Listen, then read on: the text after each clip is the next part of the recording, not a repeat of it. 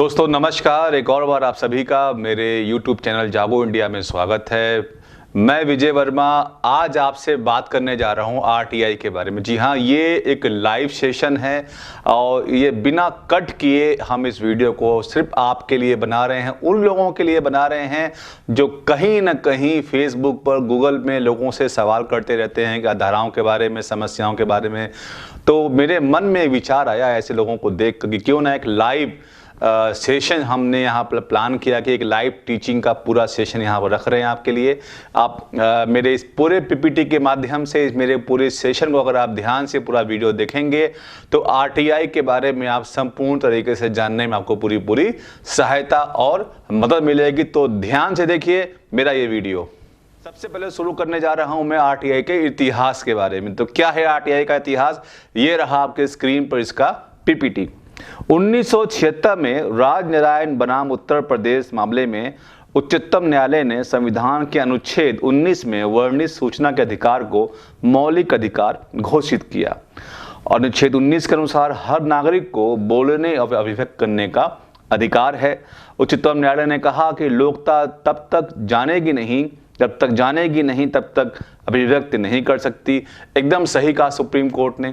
तो जो आरटीआई जो हमारा सूचना का अधिकार कानून है, तो ये उसका जो जड़ है, उसकी जो नींव है, ये आर्टिकल 19 संविधान का हमारा जो अनुच्छेद 19 है उस पर ये आधारित है, ये उसकी जड़ है। इस संबंध में मेरा एक और वीडियो है, ऊपर देखिए, यहाँ पर आपको लिंक ऊपर देख रहा होगा, तो यहाँ क्लिक करके आप आरटीआई के इतिहास के बारे में जान सकते हैं। तो 2005 में देश की संसद ने एक कानून पारित किया जिसे सूचना का अधिकार अधिनियम 2005 के नाम से जाना जाता है। इस अधिनियम में व्यवस्था की गई है कि किस प्रकार नागरिक सरकार से सूचना मांगे और किस प्रकार सरकार जवाबदेही होगी।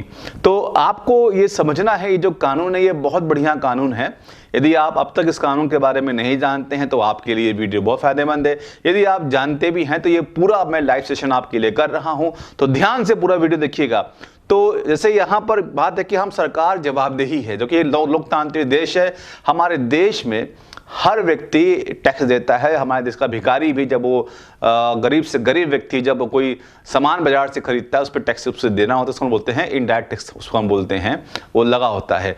तो ये सरकारें जो लोगों को तनख्वाह मिलती हैं, जो अधिकारी हैं, कर्मचारी हैं, जो उनको सैलरी मिलती है, जो घूमते हैं फिरते हैं, नेता वगैरह जो भी है, वो सारे पैसा जो है हमारे टैक्स का ही पैसा है। जनता वो सब पैसा देती है। तो जनता को ये जानने का अधिकार है कि उसके पैसे का इस्तेमाल कहाँ और कैसे और कब किया जा रहा है। इसीलिए इस नियम को आपको जानना, इस कानून को आपको जानना बहुत ही ज़रूरी है। सूचना का अधिकार क्या है? यह कानून 2005 में देश की संसद ने पारित किया और देश की हर नागरिक को अधिकार देता है कि वह सरकार से सूचना मांगे, उससे कोई सवाल पूछ सकता है, सरकार से किसी भी सरकारी दस्तावेज का निरीक्षण कर सकता है और उसकी फोटोकॉपी ले सकता है। तो देखिए कितना बढ़िया कानून है ये। आप आरटीआई के मामलों में हमारा अपना अनुभव ये कहता है कि बहुत सारे जो कार्यकर्ता हैं जो इस कानून को जानते हैं, वो तो इसका भरपूर इस्तेमाल करते ही हैं। सूचना के अलावा आप जो है सरकारी दस्तावेज का मुआयना कर सकते हैं, निरीक्षण कर सकते हैं, जाँच भी कर सकते हैं, उसकी फोटोकॉपी ले सकते हैं, सैंपल तक ले सकते हैं आप इस कानून के माध्यम से। तो इसलिए ये कानून बहुत ही जरूरी है आपके लिए जानना। सूचना का अधिकार कानून कब लागू हुआ? देश भर में यह कानून 12 अक्टूबर 2005 को लागू हुआ है। तो ये कानून पूरे देश में लागू हुआ और पूरे देश में जब ये कानून आया तो लोगों को अपने सवाल, अपने अधिकार के बारे में जब मालूम हुआ तो लोगों ने सरकार से सवाल पूछना शुरू किया। लेकिन अभी भी इसकी जो सवाल पूछने का जो संख्या है, जो फिगर है, वो बहुत थोड़ा है। तो ये अब हम मुख्य बात पे आ रहे हैं। ये कानून मुख्य रूप से आपको 5 अधिकार देता है। तो ये आपके स्क्रीन पर मैं ये शेयर कर रहा हूं। देखिए, सूचना का अधिकार अधिनियम हर नागरिक को मुख्य रूप से 5 अधिकार देता है। पहला, सरकार से कोई भी सवाल पूछ सकते हैं। आप सरकार से कोई भी सवाल पूछ सकते हैं, उससे कोई भी सूचना ले सकते हैं। जी हाँ। और दूसरा है, किसी भी सरकारी दस्तावेज की प्रमाणित छाया प्रति ले सकते हैं, प्रमाणित कॉपी ले सकते हैं। जी हाँ, आपसे सूचना ही नहीं मांग सकते हैं, आप किसी भी जो सरकारी दस्तावेज है, जिसको हम बोलते हैं कागज पत्री रिकॉर्ड जो भी है, आप उसकी छाया प्रति फोटोकॉपी भी ले सकते हैं। तीसरा, ये भी बहुत अच्छा है, किसी भी सरकारी दस्तावेज की जांच कर सकते हैं। देखिए, जांच बहुत कम लोग करते हैं। अगर आप ये समझ जाएंगे कि जांच करने का अधिकार भी आपको इस कानून में है, तो ये आपको बोलिए बहुत अच्छी बात है। जी हाँ, इस कानून में आपको जांच करने का भी अधिकार दिया गया दस्तावेज को, क्योंकि अधिकारियों को ये पता है, वो समझते हैं कि कोई जांच करने नहीं आने वाला है, तो बहुत सारी फाइलें जो है दब के वहीं पर खत्म हो जाती हैं। हम सिर्फ सवाल पूछने तक ही अपने आप को सीमित कर लेते हैं। तो तीसरा जो है ये बिंदु है, किसी भी सरकारी दस्तावेज की जांच कर सकते हैं आप। चौथा है, किसी भी सरकारी काम काज की जांच कर सकते हैं आप। जी हाँ, यदि कोई काम हो रहा है, किसी सरकारी काम काज, कहीं पर आपने देखा सड़क बन रहा है, बिल्डिंग बन रही है, कुछ भी ऐसा कार्य जो सरकारी हो रहा आपको लगता है, तो आप उसकी भी जांच इस कानून के तहत कर सकते हैं। पांचवा, अब ये पांचवा जो ये बात है, ये कहीं और नहीं है, हमारे देश का जो ये कानून है, ये बहुत ही बेहतरीन कानून है। आपको इसीलिए इस कानून को सीखना समझना बहुत जरूरी है। तो पांचवा कहता है कि किसी भी सरकारी कामकाज में इस्तेमाल सामग्री का प्रमाणित नमूना ले सकते हैं आप। इसका मतलब क्या है, यदि आपने कहीं सड़क बनता हुआ देखा और आप वहां से पास हो रहे हैं, तो आप बस एक आरटीआई डाल दीजिए, तो आप मानिए कि जो वहां पर ठेकेदार होगा, जो अधिकारी, जो विभाग होगा, वो मिलावट करने से पहले 100 बार सोचेगा। तो कि हम इतना सोचते नहीं है। देखिए, सरकार पर दोष लगाना बहुत आसान है, किसी पर दोष लगाना बड़ा आसान है, लेकिन क्या आप अपनी भूमिका को निर्वहन कर रहे हैं? आपको भी ध्यान रखना चाहिए कि हमारे अगल बगल में क्या काम हो रहा है। आप भी जाकर जांच कर सकते हैं, नमूना मांग सकते हैं, सैंपल मांग सकते हैं। तो कई जगह मिलावट का खेल जोरों पर है और चल भी रहा है, तो ऐसे में आप सैंपल भी ले सकते हैं। तो ये 5 अधिकार ये कानून मुख्य रूप से भारत के हर नागरिक को देता है, मुझे और आपको देता है। तो जरूर इसका इस्तेमाल कीजिए। आइए देखते हैं नेक्स्ट स्लाइड में क्या है। सूचना के अधिकार के दायरे में कौन कौन से विभाग आते हैं? केंद्रीय सूचना का अधिकार अधिनियम पूरे देश में लागू है। ऐसे सभी निकाय लोक का गठन संविधान के तहत या उसके अधीन किसी नियम के तहत या सरकार की किसी अधिसूचना के तहत हुआ है, इसके दायरे में आते हैं। साथ ही साथ वे सभी इकाइयां जो सरकार के स्वामित्व में है, सरकार के द्वारा नियंत्रित हैं अथवा सरकार के द्वारा पूर्ण या आंशिक रूप से वित्त पोषित हैं, ये सब सरकार के सूचना के अधिकार के दायरे में आते हैं। ये सभी सूचना के अधिकार के दायरे में आते हैं।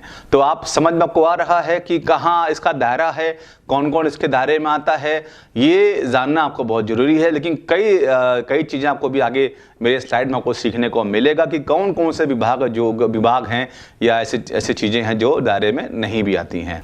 तो ये तो सरकारी चीज़ें थी कि आप इनसे सूचना मांग सकते हैं। देखते हैं क्या प्राइवेट कंपनियां हैं, क्या वो सूचना का अधिकार के दायरे में आती हैं? ये एक महत्वपूर्ण सवाल है। शायद आपके मन में भी ये सवाल आता होगा। जी हाँ, आपको ये समझना चाहिए कि कैसे आती हैं और कैसे आप उनसे सूचना मांग सकते हैं। देखिए, स्लाइड आपके स्क्रीन पर आ रहा है। क्या मैं किसी प्राइवेट कंपनी से सूचना मांग सकता हूं?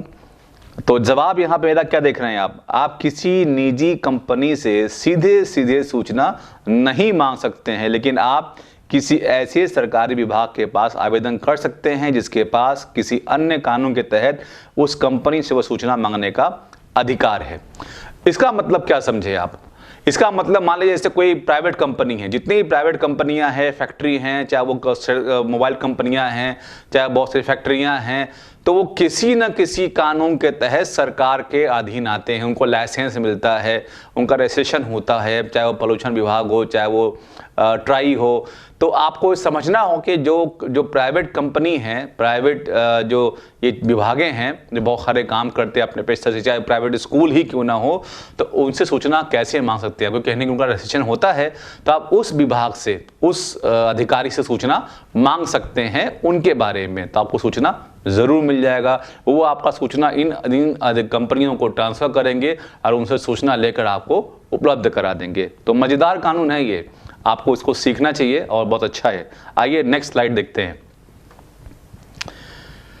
क्या कोई लोक सूचना अधिकारी मेरा आवेदन अस्वीकार कर सकता है?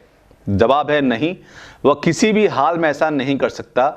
यहां तक कि यदि आपके द्वारा मांगी गई सूचना किसी अन्य विभाग से संबंधित है, तो उसे 5 दिन के अंदर आपका आवेदन संबंधित विभाग को भेजना होगा और इसकी सूचना आपको भी देनी होगी।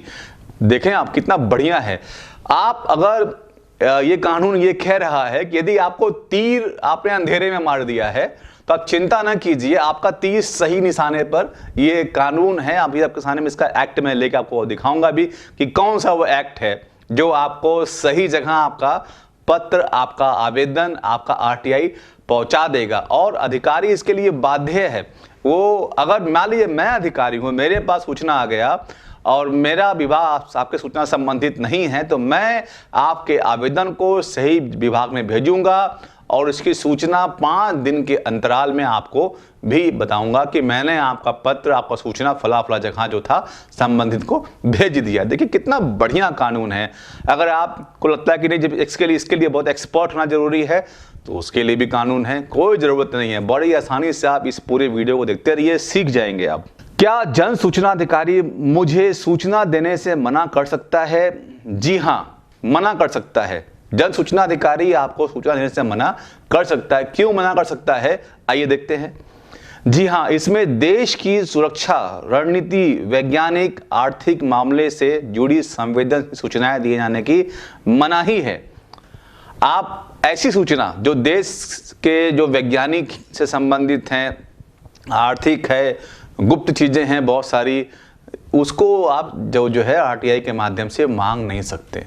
आप नहीं पूछ सकते कि फलाने एरिया में कितने सैनिक हैं, आप नहीं पूछ सकते उनके साथ कितने सिक्योरिटी हैं, आप नहीं पूछ सकते क्योंकि ये हमारे देश का आंतरिक मामला है। इसमें आप अपने घर में कितना धन है बताएंगे? किसी को नहीं बताएंगे ना। तो वैसे ये एक आंतरिक मामला है जहां हमारे ये सब चीज़ें बाहर आने से हमारे देश की, ये हमारे देश के लिए बहुत बड़ा नुकसान हो जाएगा। लेकिन इसको कैसे अंदर किया गया है, किस कानून के तहत, देखिए।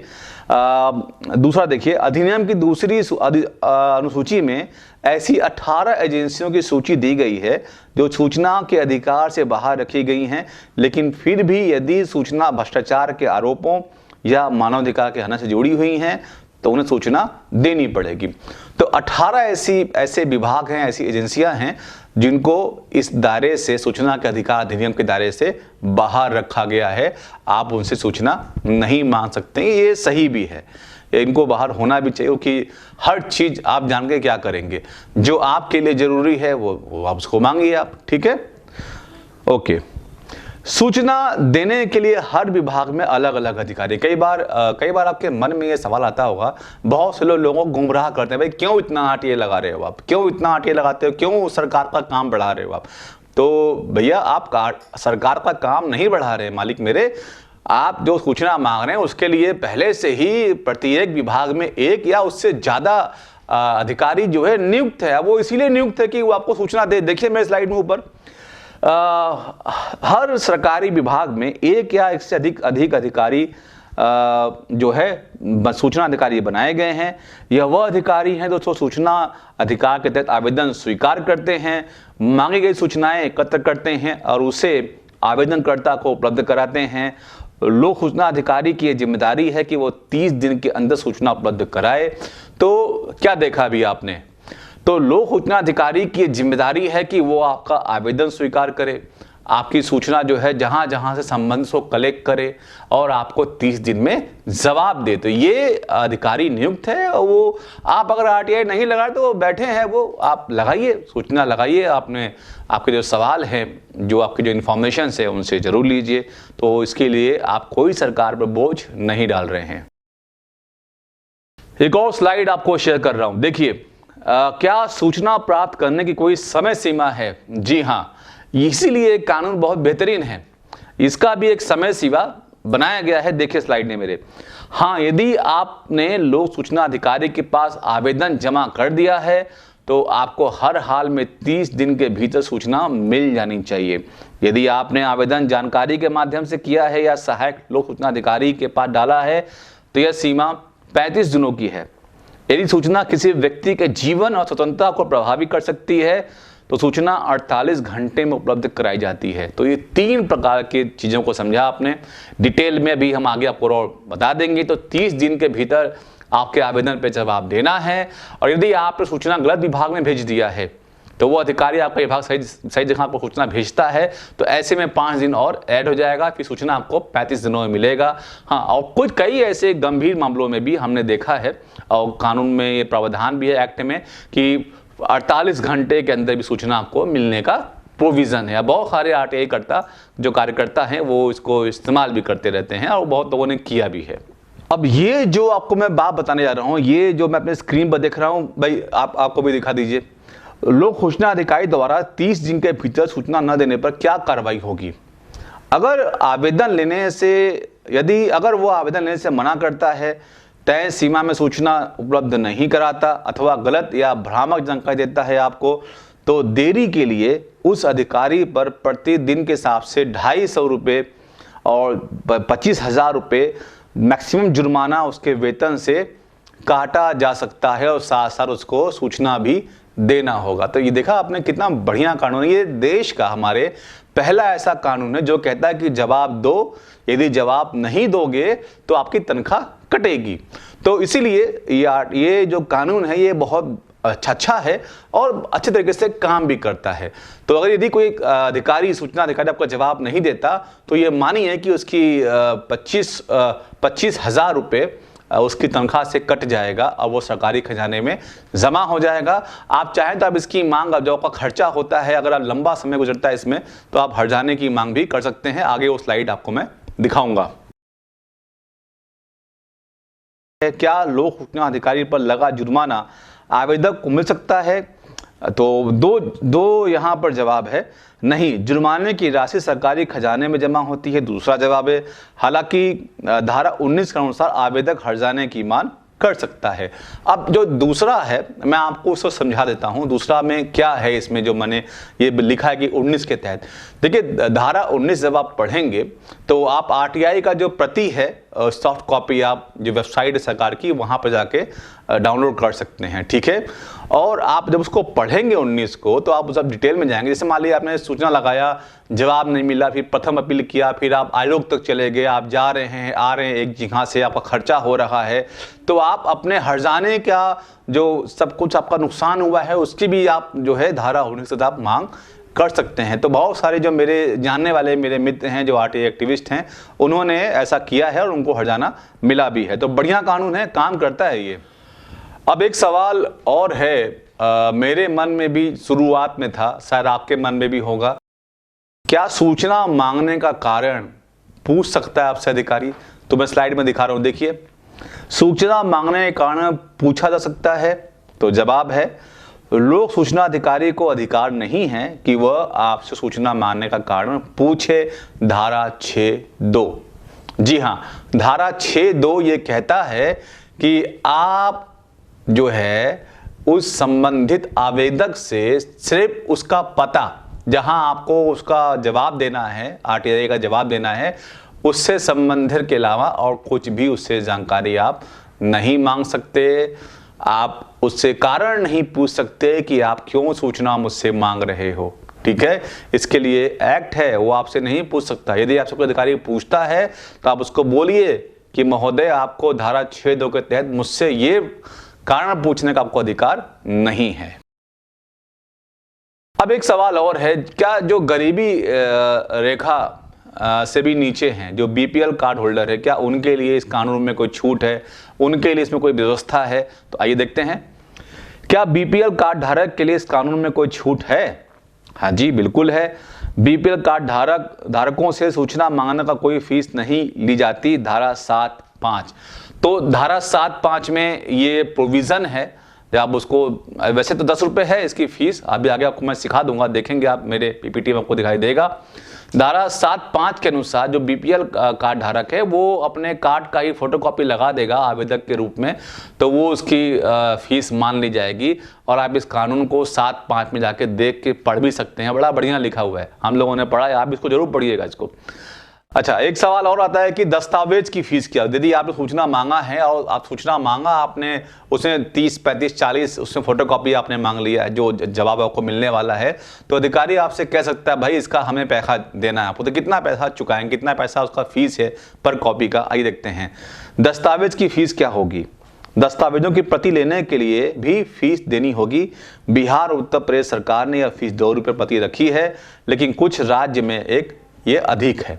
जी हाँ, अगर सूचना तय सीमा में नहीं उपलब्ध कराई गई तो सूचना मुफ्त दी जाएगी, धारा 7(6). तो दो चीज़ें मैंने मैं यहाँ पे स्लाइड में आपसे कह रहा हूँ।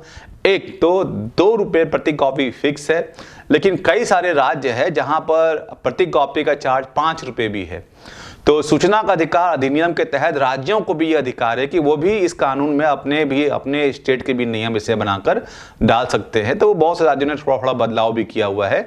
उसके लिए आपको जो राज्यों का जो अधिनियम है आपको उसका अवलोकन आपको करना होगा। लेकिन जो दूसरा मैंने यहाँ पर पढ़ा, मैं आपको फिर से दिखा रहा हूँ, देखिए स्क्रीन पर अपने। अगर सूचना तय सीमा में नहीं उपलब्ध कराई गई तो सूचना मुफ्त दी जाएगी, धारा 7(6). जैसे अभी मैंने पिछले वाले स्लाइड में आपको बताया कि जो बीपीएल कार्ड होल्डर हैं उनको सूचना धारा 7(5) के तहत मुफ्त मिलती है ना। चाहे फोटो कॉपी को भी उनको मुफ्त ही मिलेगी। आवेदन की फीस उनकी माफ़ है, वो अपना जो है लगा सकते हैं अपना राशन कार्ड की फोटो कॉपी। लेकिन 7(6) क्या है? यदि हमारे और आपके लिए, चूंकि हम और आप बीपीएल नहीं हैं, यदि आप बीपीएल नहीं है, मैं बीपीएल नहीं हूं, और सूचना आपको 30 दिन बाद मिलती है, और 30 दिन बाद आपसे अधिकारी कहता है कि जी आपने जो सूचना मांगा था वो इतने फला इतने पेज का है और उसकी इतनी पैसा है, इतना पैसा हमको आप भेज दीजिए या हमें मनी ऑर्डर कर दीजिए, जो भी उसका तरीका है देने का। उसका हो सकता है आपसे बोले आप कैश जमा कर दीजिए, पोस्ट ऑर्डर जमा कर दीजिए। तो धारा 7(6) ये कहता है यदि सूचना आपको 30 दिन में नहीं मिलता तो जो भी आपने सूचना मांगा होगा संबंधित विभाग से, तो वो सूचना चाहे वो दस्तावेज हो उसको आपको मुफ्त में देना होगा। ये अच्छा कानून है, इसीलिए मैं कह रहा हूँ वीडियो लगातार देखना दोस्त, छोड़ना मत। आप ये पूरा कानून सीख जाओगे, समझ जाओगे। आवेदन लेने से इनकार करने अथवा परेशान करने पर क्या करें? लोक सूचना अधिकारी यदि आवेदन लेने से इनकार करता है अथवा परेशान करता है तो उसकी शिकायत सीधे सूचना आयोग से की जा सकती है, धारा 18 के तहत। जी हाँ, यदि कोई जन सूचना अधिकारी आपका आवेदन लेने से इनकार कर देता है या आपको सूचना नहीं देता या आपको भ्रामक सूचना देता है, हाँ, और आपको धमकाने की कोशिश करता है ना, तो आप सीधा धारा 18 के तहत राज्य सूचना आयोग को उसकी शिकायत कर दीजिए। ये अधिकार आपको दिया गया है। तो इसीलिए कहता हूं पूरा एक्ट समझिए। फेसबुक पे या ट्विटर पे या व्हाट्सएप पे बहुत से लोग जो है लोगों को सलाह देते रहते हैं, उन पे मत जाइए, लेकिन सही जानकारी कीजिए।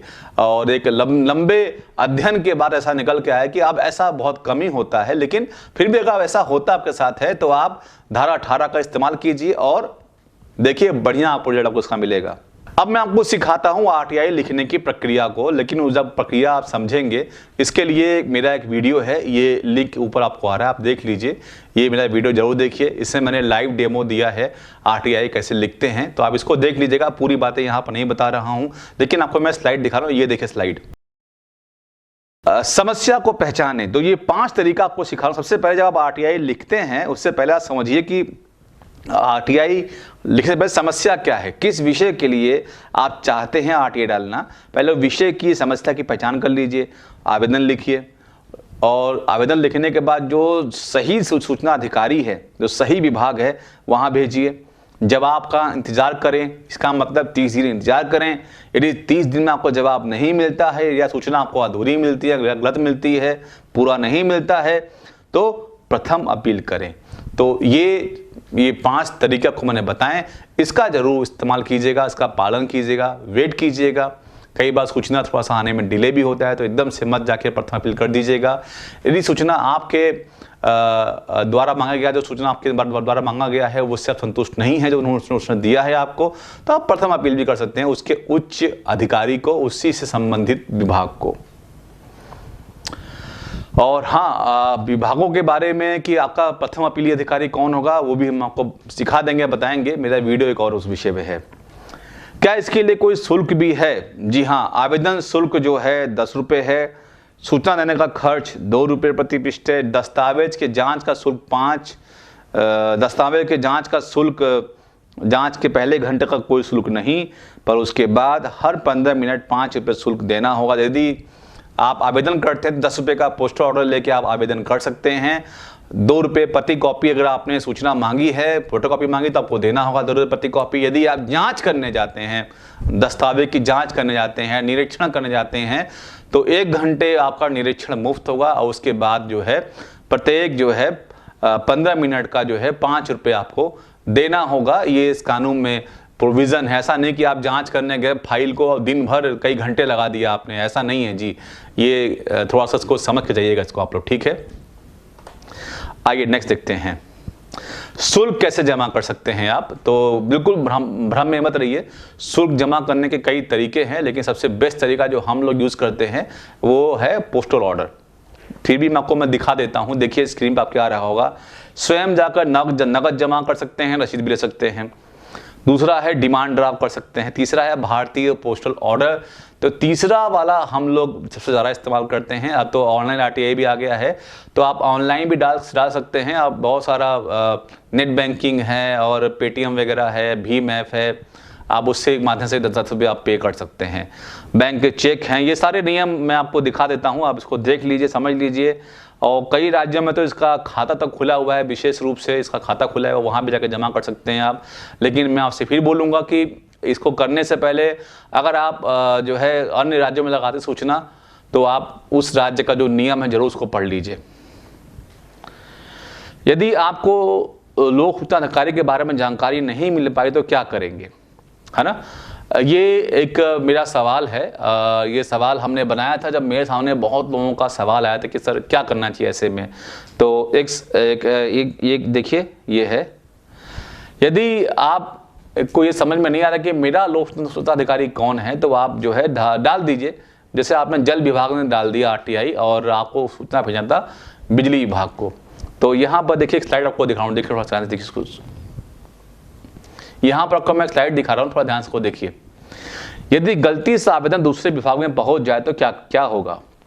यदि कोई लोक सूचना अधिकारी यह समझता है कि मांगे की सूचना उसके विभाग से संबंधित नहीं है, तो यह उसका कर्तव्य है कि उस आवेदन को 5 दिन के अंदर संबंधित विभाग को भेजेगा और आवेदक को सूचित करेगा। ऐसी स्थिति में सूचना मिलने की समय सीमा 30 के जगह पर 35 होगी। और धारा 6(3) जैसे मैं बताया था कि ये अंधेरे में तीर मारने वाला जो हिसाब किताब है, ये धारा 6(3) है।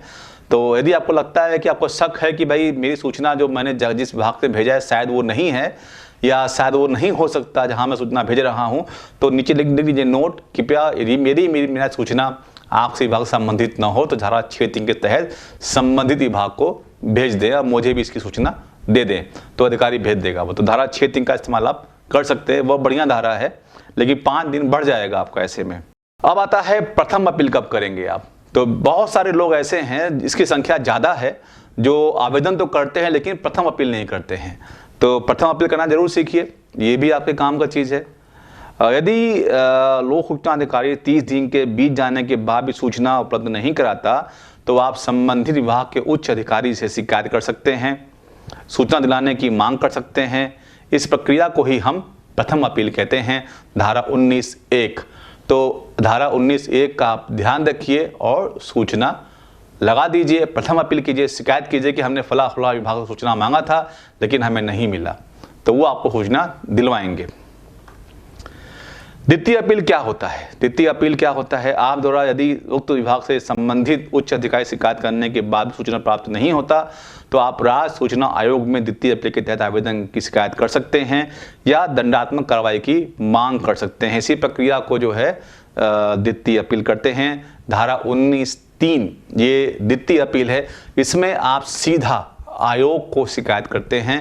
आपने सूचना लगाया, आवेदन दिया, 30 दिन में जवाब नहीं आया, फिर आप प्रथम अपील गए, वहाँ भी जवाब नहीं मिला, और आप उसके बाद सीधा आपने आयोग में, राज्य सूचना आयोग में आपने शिकायत कर दिया। द्वितीय अपील कब करेंगे आप। यदि आप प्रथम अपील से संतुष्ट नहीं हैं तो दूसरी अपील 60 दिनों के भीतर केंद्रीय या राज्य सूचना आयोग जिससे भी संबंधित हो उसके पास करनी होती है, धारा 19(3). तो ये एक समझने की बात है, आपको इसको इस्तेमाल में ला सकते हैं, आप इसका इस्तेमाल कर सकते हैं। मुझे उम्मीद है मेरे इस वीडियो से आपको बहुत सारा जानकारी मिला होगा। कई सारी बातें फटाफट सिखाने में कई बार छूट जाती हैं, तो मुझे उम्मीद है यदि कई आपके सवाल रह भी गए हों तो मेरा कई सारा वीडियो है आरटीआई का, आप मेरे चैनल जागो इंडिया देखिए, हैशटैग आ रहा है, आप देख लीजिए। मेरे यूट्यूब चैनल पर जाके आप देख सकते हैं, बहुत सारे आरटीआई के वीडियो हैं। यदि आप कंफ्यूज हैं कि मेरा प्रथम अपीली अधिकारी कौन है, तो उसके बारे में मेरा वीडियो है, आप उसको जाकर देख सकते हैं आप। तो ये वीडियो आप ही के लिए है, इसको जितना हो सके शेयर कीजिए, इसको देखिए और लोगों को बताइए। मेरा चैनल आप लोगों के लिए हमने बनाया हुआ ताकि इसको देख के लोग सीखें, समझें, जानें। तो बहुत धन्यवाद इस वीडियो को देखने के लिए।